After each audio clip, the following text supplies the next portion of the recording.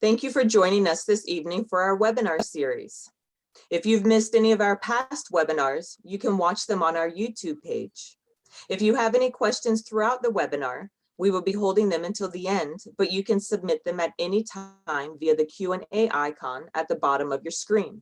Today, I am happy to bring you Rodney Newberry with a presentation on our facilities department and how we plan for emergency situations. Rodney Newberry comes to Project Chimps with 12 years facilities experience. His experience includes property maintenance, landscaping, construction, and supervision of vendors. He came to Project Chimps in 2019 after volunteering in the facilities department. In his role, Rodney has led projects such as building medical cubbies, outdoor structures, and the renovation of the villas. Rodney enjoys outdoor activities such as hiking, mountain biking, and kayaking with his wife, Alyssa, and their dogs, Dipper and Odin. Without further ado, take it away, Rodney. Yeah, hello everybody. Thanks for joining us this evening. I'll do a quick rundown of Project Chimps for anyone that doesn't know who we are. So Project Chimps is a 236-acre sanctuary in Blue Ridge, created specifically to help these former researched chimps. And yeah, there we are on the big map of the US. Then our mission is to provide lifelong exemplary care to chimpanzees retired from research. My team does that through keeping the villas up to a high standard, and then just really providing anything that the caregivers might need. And then in 2016, we have been transporting chimps from New Iberia Research Center in Louisiana to the mountains up here. Yeah. So this is a picture of an overview shot of the sanctuary. You can see we have the one big building, McGrath Family Chateau, that currently has one group of chimps that we will be adding to here towards the end of the year. And then we have Cedar Tree, DJT, Chimp Savoy, and Harmony. And then, let's see. Yes, so this is a shot from inside. That's one of our team members on the facility side doing some welding of a new platform that went in one of the bedrooms in our group building. And then we have the chimps hanging out there. Yep. So let's see. Oh yeah, so these chimps get an extremely awesome diet. They get 3 meals a day with a healthy variety of fruits, vegetables, and nuts. Yeah, they honestly, I should eat more like them so I could lose some weight. And then, let's see, oh, so we have daily enrichment items. This is on the right, you can see Amy, and I believe that's Loretta behind. They're fishing for stuff inside the termite mound, which is something that they would do in the wild. And it's really cool because this is a way for us to help teach them how to, more natural behaviors, since unfortunately these chimps have only ever been in a lab until they come to us, and then they get to, one of the parts of the exemplary care is teaching them the learned behaviors, such as fishing for termites. And then on the left is a indoor version of that same setup. All right. So yeah, that brings us to the webinar, kind of the meat and potatoes of it. So back last year, after the disaster that happened in Texas, we started getting inquiries from people about how we prepare and plan to deal with similar situations. And so this is just a real kind of overview of that. Kind of gives an insight to our day-to-day emergency preparedness, as well as how we plan further out. And then just ultimately knowing that we're just trying to prepare, knowing that there are still things that could happen, but trying to buy ourselves time as much as possible because we can't stop hurricanes, we can't stop tornadoes, things like that, but we can be prepared to move forward from that. So as we go through this, we'll start by looking at the potential disasters that occur in the area or have occurred and could potentially occur, and then kind of how we plan to deal with those different disasters as far as mainly the disruption of services, and then kind of the training that we as a team go through with that. So some of the potential disasters for North Georgia are one, thunderstorms. Thunderstorms pose a danger due to lightning, high winds, heavy rain, and hail. Thunderstorms vary in severity, and the National Weather Service will not issue warnings or advisories for all thunderstorms. A severe thunderstorm warning is issued only when a thunderstorms with winds in excess of 58 miles per hour or large hail in excess of ½ an inch is observed in the area. Other advisories for special weather statements may or may not be issued for other storms. And then ice and snowstorms.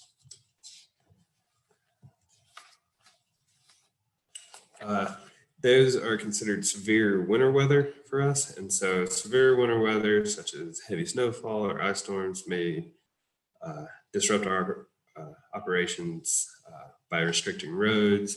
I'm sure if any of you live in the mountain areas around here or other mountain areas, you know that ice and snow, one of the biggest issues is not being able to go anywhere, because unfortunately it doesn't happen often enough for the road crews to have just endless amounts of salt or sand to deal with this situation.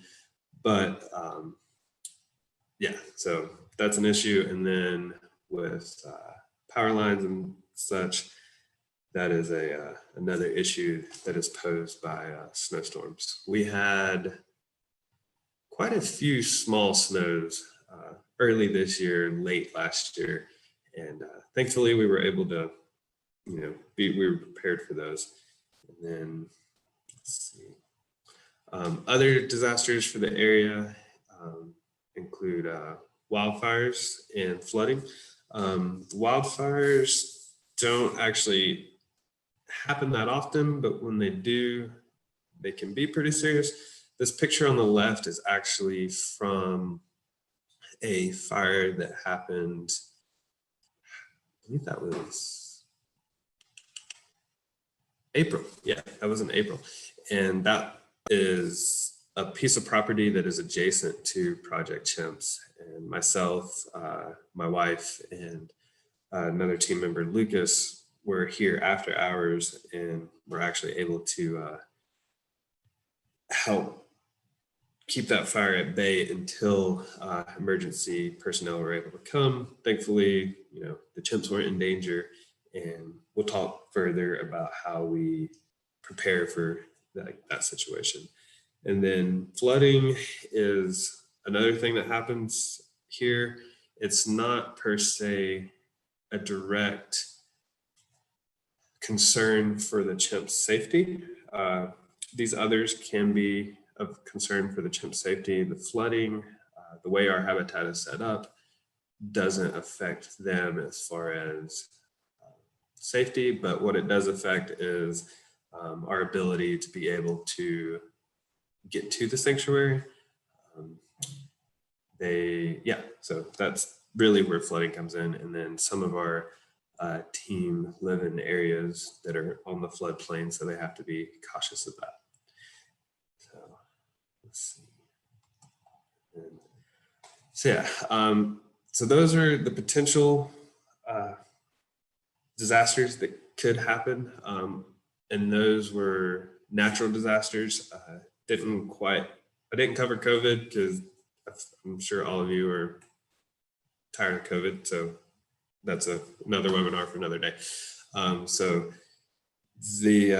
one of the big things that all of these disasters can potentially cause is a disruption of service. And that includes road closures, loss of water, loss of food, and loss of power. And then I'll also talk about how we specifically deal with fires. And then, so first, let's start with road closures. So in this picture, you'll see we have the picture on the right is a picture of our intern cabin. It has room for 12 people. And so that's one of the ways, if we know there are things happening, we kind of plan for that. And then on the left, you'll see a chainsaw, probably my favorite tool. And that is something that at least 4 of the staff members are trained on the use of chainsaws, and that way we can clear the roads.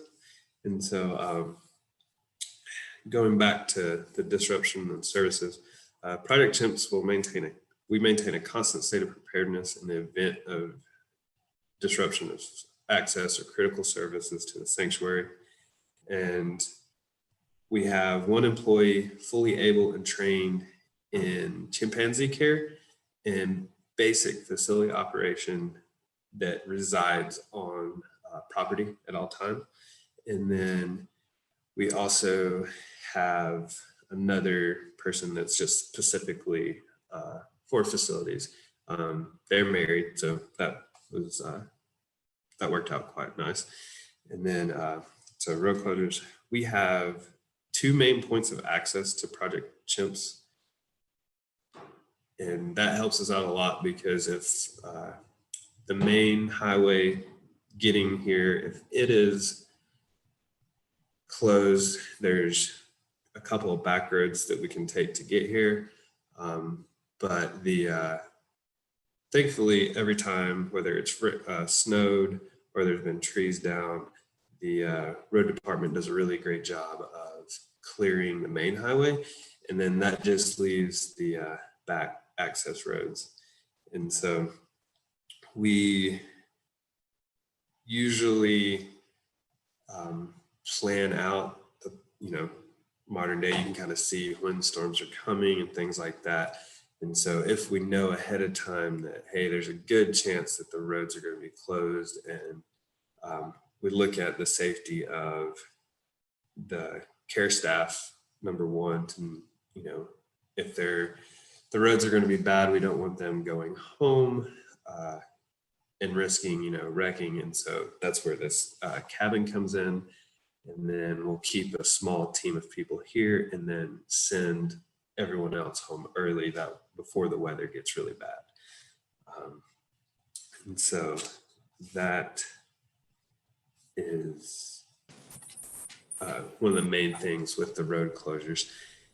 And so with the, going to the next slide, water. And so water is significant for life. And so a loss of power, burst pipe, or well system malfunction could cause a loss of water available for drinking and cleaning. Project Chimps will maintain the ability to store or acquire a minimum of 3 days worth of potable water for each chimpanzee and paid employee. This water is stored in 5-gallon containers in the basement of our intern cabin. And so that's what these blue containers are. We have those filled up, as well as, if you see the big tanks, those aren't our tanks, but they look just like that. And they hold roughly about 2,000 gallons in total. And that way, if for whatever reason, due to potential disaster, we have the backup water supply, so the chimps can drink. And then one of the big things with really caring for the chimps is keeping their area clean. And so we have the extra water so we can clean their area. And then one of the big ways that we end up losing water is if the power goes out. And so We actually have the pump that powers the well is on one of our backup generators. And yes, and so we keep, like I said, we keep the 4 5-gallon jugs or 20 gallons of water per per every 10 chimpanzees is our kind of standard with that. So that brings us into food. So we get 2 food trucks every week. And so if for whatever reason, whether it's a storm or a break in the supply chain, we keep a backup of food. And so we maintain a minimum of 1 week's supply of commercial primate chow, which is, they could honestly just live off of that. But we also keep a minimum of 2 days worth of fresh produce, which is the equivalent to 6 meals. And then we have a variety of dried goods, such as rice, oatmeal, nuts, peanut butter on ground to ensure that they have adequate nutrition in the event of a breach in a disruption of the service as far as food goes. With the food, there's also medication. We also keep a minimum of 1 week's supply of medication. That way, if for whatever reason we can't get the meds, those are there. This is, we also keep about a week's worth of food for staff. So that way, if for whatever reason, say the snowstorm or trees are down, then not only do the chimps have food, but the staff that is then required to stay on site can have food access as well. And then so that leads us into power. And so we have every building that is crucial to the function of our facility is on a backup generator that is, and honestly, that picture to the left is what almost all of them look like. Generac changed their branding a little bit. So that's the new branding. We have some that are look like the old branding, but those are all powered via propane. And then the propane company that's Freeman Gas there, we have an agreement with them to where they provide us with a minimum of like our tanks never get below half a tank. And then, so they come around once a week to ensure that the tanks are kept up to that. They also have all their systems now are on electronic tracking, so they can see from their office if one of our tanks is getting low, which also is nice because helps them to see if there's a rise in consumption. They can warn us like, hey, go shut off the propane. There might be a leak and stuff like that. And then we also have an agreement with them to where if there's a far out, if there's disaster headed this way that we can plan for, one of the ways that they help ensure that they will be able to keep the tanks filled is they will actually bring a truck and then leave it. So that way we can fill, we have basically an extra full tank available. And my manager actually set that up. So, and then with that, one thing that we do, so in each of the villas, there are flashlights. And then we keep lanterns and headlamps ready to charge. And we have a battery powered AM FM radio. So we can get updates on weather, and then we have a few of the battery bank cell phone chargers, but our biggest backup is the generator and the propane tanks. And it was early this year, we actually had a power situation, and our generators were running for, I believe it was 3 days, and then finally the power got turned back on. So that was the first real test to see, you know, how long the system could last, and we're able to see that we could have went, you know, several days longer, and you know the generators performed up to that. And then we have a pretty large supply of batteries kept on hand for those flashlights and other things. So, okay, and so this brings me back to the fire and kind of how we plan for the fire. This is another, on the left is a picture of the sanctuary.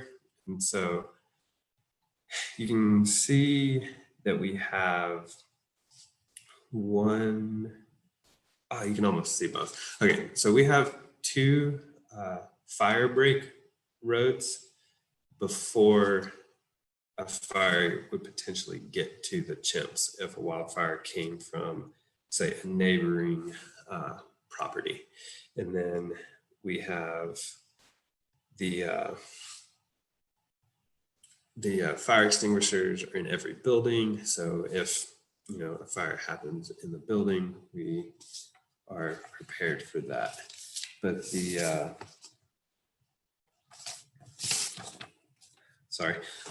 so the National Weather Service issues advisories regarding conditions conducive to the development of wildfires or the presence of wildfires in the area.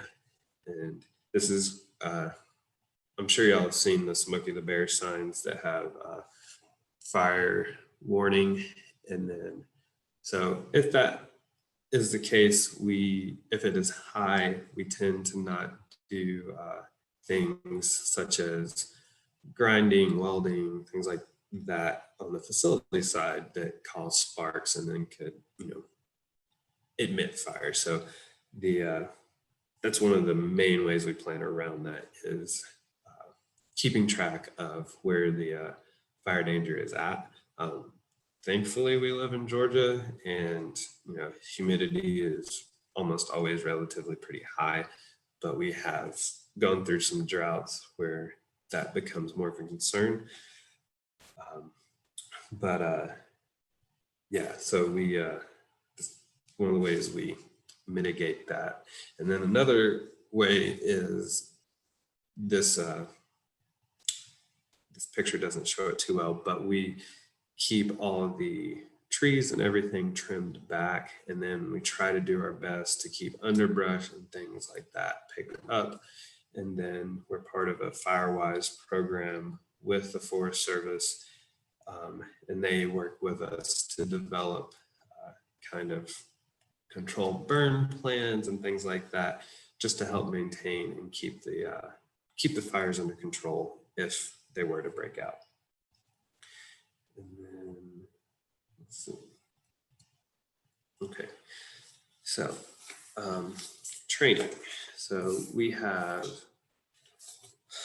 all personnel, so employees, unpaid on-site volunteers, they receive a copy of our emergency response manual, and that goes through kind of step-by-step of what to do in each of these situations. And then they must, you know, and then with that, we receive thorough training and review of emergency response procedures upon hire. And then we attend refresher training, a minimum of annually. Training is conducted by our manager of administration or someone designated. So we have fire extinguisher training that is with the fire department, and then we have the CPR, first aid training that is administered by a certified trainer in that. And then we have some other training that our manager of administration goes through. And then our volunteers will also receive the same thorough training, and they are allowed to come and sit in on the same training that is presented to employees, such as the CPR and the fire extinguisher, and then our drill training.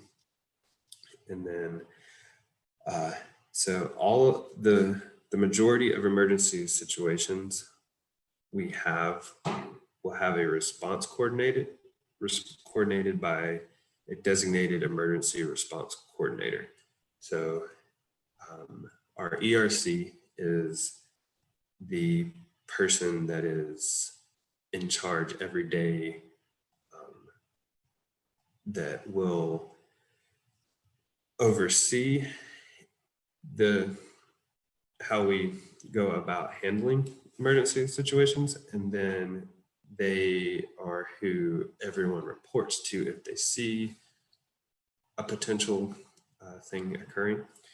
And so going back to the drills, we have Project Chimps will employ simulated drills and table drills, which are just like round table discussions to train for and rehearse response to various emergency scenarios. And then we do those quarterly and then twice a year.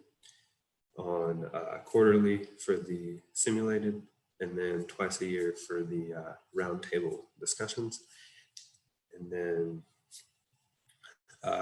once again, after every drill, one of the things we do is we go back and we research, debrief everything to see, where do we stand as far as, was that, an accurate response, or does that need to be updated? Are there issues in the chain of command? Are there issues in the way that a certain situation was handled? Were people left out as far as like who called or wasn't called, and just things like that. And so once those are all discussed, then the manager of administration will then review those, put it in an email, and then as an update to the safety manual. So, and then let me see. Okay, and so going back to the daily, this is a shot of our safety, our roles board on the left. And so you'll see ERC, and then there's various other roles underneath that. And again, this is safety being safety for the chimps as well as safety for the humans is our number one priority. This helps designate who is in charge of certain tasks and as far as their emergency response. And then so it changes daily who has what role. And so part of our every morning we have a meeting, and then part of that meeting is reviewing the board to see what your role is for that day. And then that is then we also have the safety reminder. And so every day we have a different safety reminder just to help keep it fresh on everyone's mind. It's wild how many of those safety reminders you actually, or useful is not the word, but that occur in a day-to-day basis. Just especially on like my side of things in facilities, I see a lot of these and it's like, oh, I'm glad we had that reminder. And then the main way we communicate every day is through the walkie-talkies. And so all emergencies, all communication is over the walkie-talkies. that we have on site. And then we have a repeater that is part of our our radio system, to where we have a volunteer that is close to the sanctuary that has graciously signed up to have a walkie-talkie at his house, and he is trained on all of these different roles as well. And then we also have a walkie-talkie that is with the sheriff's department, so that way, depending on a certain situation, they are notified so that proper emergency response can happen. Yeah, and so we, as part of the training, we go over proper radio etiquette, and then we have an actual emergency channel on the radios, to where if there is an emergency, you switch to that channel, and then everyone can hear you. So yeah, and that leads to questions. Thank you, Rodney. That was so informative. If you have any questions, you can submit them via the Q&A icon at the bottom of your screen. Here's the first one, Rodney. What types of emergency situations have you had to deal with? Personally or at work? At work. At work. Okay, so we had so I'm going on 2 years of being here, and we've had the small fire, and then we've had twice we've had snow issues as far as like the road. And the fire was pretty wild, because like I said, it's not a common occurrence. So it was interesting, because we had me and Alyssa just happened to be here after work talking to one of the other coworkers, and ended up lost track of time, and we're leaving, and we thought someone was just having a campfire. And then we turn on to the main road and see that the property that's adjacent to us is in fact ablaze. And so we drove back, got the fire extinguishers, started putting out the fire, and then called 911, and fire department showed up. So that one was pretty wild. And then the snow one, that was another one where we got to work. It was just a light snow. It was like, oh, okay, it's just going to be a normal Georgia snow. It snows in the morning. It all melts away by lunch. Instead, it decided to snow and leave 6 inches of snow. And we thought everyone was going to be stranded at work, because that one kind of came out of nowhere. But luckily, it's about 3:30. Everyone usually goes home by 4:35. We had the temperature rose high enough to where the roads actually melted. So it was pretty, because the snow stuck around everywhere else, but the roads managed to stay clear. Nice. Yeah. Now, how do the chimps react in some of these situations? So the chimps were actually the first sign for the wildfire, because we like I said, we just thought it was a campfire. But then my wife is a caregiver, and she noticed that the chimps were alarm barking, it's interesting how they knew that something was awry. But yeah, they started alarm barking, and that caused her to question whether it was just a campfire or not. And then in the snow, some of the chimps love it, and you'll see them go out into the habitat and just scoop up massive amounts of snow and then just eat it. So they love when it snows, which is crazy, because they're from Africa where it never snows. But yeah. What is an alarm bark? Can you explain a little bit more about what an alarm bark is? Alarm bark, it sounds like, trying